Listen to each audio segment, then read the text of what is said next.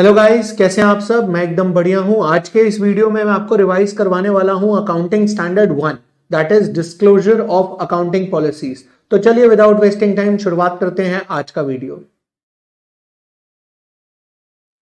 तो चलिए शुरुआत करते हैं disclosure of accounting policies. Disclosure of accounting policy में हमें सबसे पहले मतलब समझना है कि डिस्क्लोजर का मतलब क्या होता है। डिस्क्लोजर का मतलब होता है किसी भी चीज को पब्लिक करना, यानी कि अगर आप कोई चीज पब्लिकली दिखा दोगे तो इसका मतलब आपने उस चीज को पब्लिकली डिस्क्लोज कर दिया। तो डिस्क्लोजर का मतलब तो ये हो गया।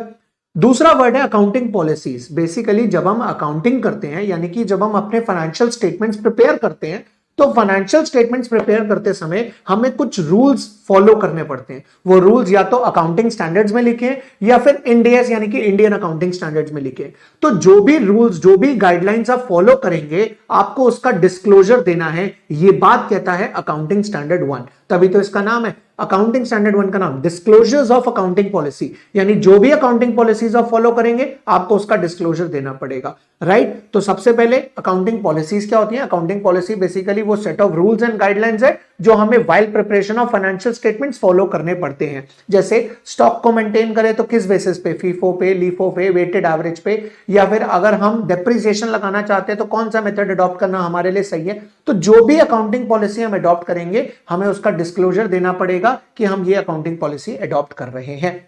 इस अकाउंटिंग स्टैंडर्ड का अगर हम मेन पॉइंट की बात करें तो ये अकाउंटिंग स्टैंडर्ड सिर्फ 3 पॉइंट पे बात करता है। पहला, फंडामेंटल अकाउंटिंग असम्पशन। दूसरा, कौन से फैक्टर्स को ध्यान में रखना होता है while selecting your accounting policies. और तीसरा, कौन कौन से डिस्क्लोजर्स देने बहुत जरूरी है। एक एक करके डिस्कस करते हैं। सबसे पहला, फंडामेंटल अकाउंटिंग असम्पशन। बेटा एक बात याद रखना, आप किसी की भी बुक्स ऑफ अकाउंट्स उठाते हो, आप किसी की भी फाइनेंशियल स्टेटमेंट्स उठाते हो, अगर उस फाइनेंशियल स्टेटमेंट्स में इन 3 बातों के बारे में कुछ नहीं लिखा हुआ तो यह मान लिया जाएगा कि उन्होंने इन 3 बातों को फॉलो किया है।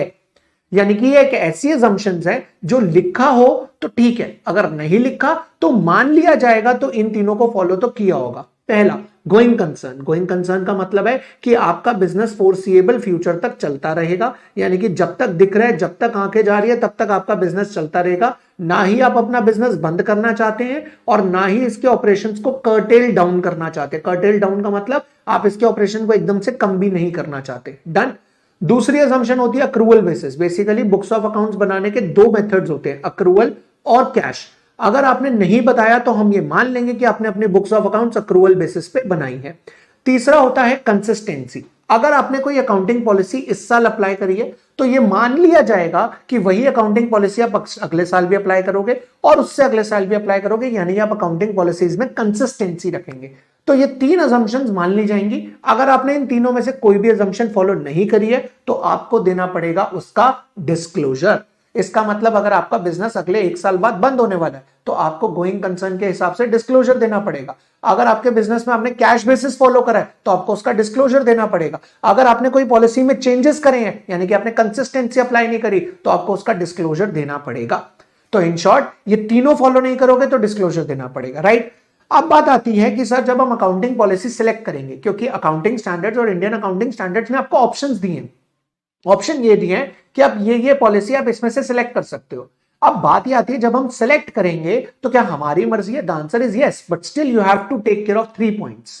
आपको 3 पॉइंट का खास ध्यान रखना पड़ेगा। पहला, कोई भी पॉलिसी प्रूडेंस के अगेंस्ट नहीं होनी चाहिए। प्रूडेंस का मतलब क्या होता है? अगर आपको कोई प्रॉफिट दिख रहा है दूर दराज से तो आप उसको भूल जाओ, लेकिन अगर आपको दूर दराज से कोई प्रॉफिट के बदले लॉस दिख रहा है तो आप उसे आज ही रिकॉर्ड करके चलो, आप उसे आज ही प्रोवाइड करके चलो। इसको हम बोलते हैं do not anticipate the profit but provide for all possible losses. Right. दूसरा होता है हमारा substance over form. Now what is the meaning of substance over form? Substance मतलब रियलिटी, फॉर्म मतलब लीगैलिटी। इसका मतलब लीगल पेपर्स कुछ भी बात कहते हो, सब्सटेंस के ऊपर ध्यान देना है। मतलब अगर आपने किसी से रेंट पर एसेट ले ली, लेट से आपने किसी से डीजल गाड़ी दिल्ली में 10 साल के लिए रेंट पे ले ली। अब आप एक चीज सोच के देखो, उस गाड़ी की लाइफ ही 10 साल है और आपने 10 साल के लिए किराए पे ले ली, तो कायदे से आपने उससे किराए पे नहीं ली, आपने उससे खरीद ली है।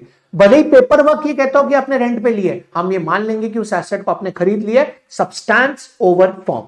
राइट। तीसरा होता है मटीरियलिटी। देखो हर बिजनेस के अंदर ना हर ट्रांजैक्शन डिस्क्लोज करना ये उसके टर्नओवर या उसके वॉल्यूम पे डिपेंड करता है। जिस बंदे की टर्नओवर 100 रुपए है उसके लिए 10 रुपए एक बहुत बड़ा अमाउंट है, लेकिन जिस बंदे की टर्नओवर 100 करोड़ रुपए है उसके लिए 10 रुपए एक बहुत छोटा सा अमाउंट है। तो आपको अपनी अकाउंटिंग पॉलिसीज में लगाते समय यह ध्यान रखना है कि आपको मटेरियल फैक्ट्स को डिस्क्लोज करना है। तो पहला क्या हो गया, प्रूडेंस, दूसरा हो गया सब्सटेंस ओवर फॉर्म, और तीसरा हो गया मटेरियल। अब सर मुद्दा यह आता है मटेरियल क्या होता है। एक आइटम को मटेरियल तब बोला जाएगा, an item is set to be material, अगर there is a reason to believe. Reason to believe का मतलब होता है बेटा कोई सॉलिड एविडेंस होना चाहिए। अगर आपके पास कोई सॉलिड एविडेंस है कि इसके पता लगने से सामने वाले का डिसीजन बदल सकता है, तो यह आइटम मटेरियल है। यानी कि अगर इस आइटम को डिस्क्लोज करने से सामने वाले का डिसीजन अगर बदल सकता है, तो इसका मतलब इस आइटम को क्या माना जाएगा, मटेरियल, राइट। इसके बाद बारी आती है अकाउंटिंग पॉलिसीज का डिस्क्लोजर कैसा देना है। बहुत इंपॉर्टेंट बात है, ध्यान से समझिएगा। अकाउंटिंग पॉलिसीज का डिस्क्लोजर आपको नोट्स टू अकाउंट में देना है। अब अगर आपने कोई अकाउंटिंग पॉलिसी में बदलाव किया है और वो बदलाव करंट ईयर के लिए मटेरियल है, करंट ईयर के लिए मटेरियल है, इसका मतलब उसकी वजह से करंट ईयर पे इंपैक्ट पड़ रहा है।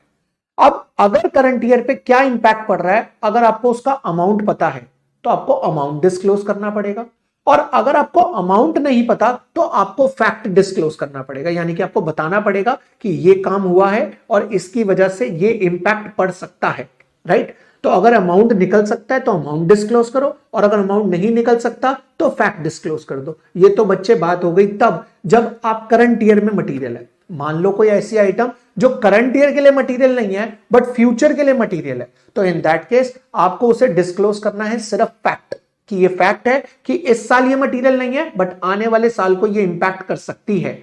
तो ये आपका तीसरा पॉइंट है इस चैप्टर का। पहला हमने क्या पढ़ा, फंडामेंटल अकाउंटिंग असम्पशन, जो कि पहली थी गोइंग कंसर्न, दूसरी थी अक्रूवल, और तीसरी थी कंसिस्टेंसी। इसके बाद हमने पढ़ा कौन कौन से फैक्टर्स का ध्यान रखना पड़ता है अकाउंटिंग पॉलिसी को सिलेक्ट करने के लिए। तो पहला था मटीरियलिटी, दूसरा था सब्सटेंस ओवर फॉर्म, और तीसरा था हमारा प्रूडेंस। और अकाउंटिंग पॉलिसी का डिस्क्लोजर कैसे देना है। अकाउंटिंग पॉलिसी अगर करंट ईयर में मटीरियल, अगर चेंज इन अकाउंटिंग पॉलिसी है और change in accounting policy current year में मटीरियल है, तो उस केस में अमाउंट निकालो तो अमाउंट डिस्क्लोज कर दो, अमाउंट नहीं निकल सकता तो फैक्ट डिस्क्लोज कर दो। और अगर कोई करंट ईयर के लिए मटेरियल नहीं है बट आने वाले ईयर्स के लिए मटेरियल है, तो उस केस में सिर्फ फैक्ट डिस्क्लोज कर दो कि करंट ईयर में तो मटेरियल नहीं है बट आने वाले ईयर्स में मटेरियल हो सकती है।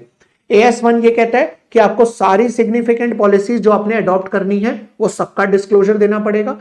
अगर आप कोई भी अकाउंटिंग पॉलिसी में चेंज करोगे तो आपको रिपोर्ट करना है कैसे, इस फ्लो चार्ट के हिसाब से, राइट। और अगर आप कोई फंडामेंटल अकाउंटिंग अजम्पशन को ब्रेक करते हो, यानी कि अगर आपने गोइंग कंसर्न या फिर आपने गोइंग कंसर्न के साथ आपने अक्रूवल या फिर आपने कंसिस्टेंसी फॉलो नहीं करी, तो आपको उसका भी डिस्क्लोजर देना पड़ेगा। आपको जितनी भी डिस्क्लोजर देना है पॉलिसीज का, वो सारे आपके फाइनेंशियल स्टेटमेंट्स का पार्ट बनेंगे, यानी कि वो नोट्स टू अकाउंट्स का पार्ट होंगे, राइट। और नोट्स टू अकाउंट्स के अंदर आपको प्रॉपर्ली एक एक पॉलिसी को अकाउंटिंग स्टैंडर्ड वाइज डिस्क्लोज करके दिखाना है। तो ये था हमारा accounting standard 1। I hope accounting standard 1 आपको क्लियर हो गया होगा, और आप इस वीडियो को लाइक करें और हमारे चैनल को सब्सक्राइब करें ऐसी ही वीडियोस के लिए। कमेंट बॉक्स में कमेंट करके बताइए कि आपको वीडियो कैसा लगा। मिलते हैं नेक्स्ट वीडियो में, आज के लिए इतना ही, बाय बाय।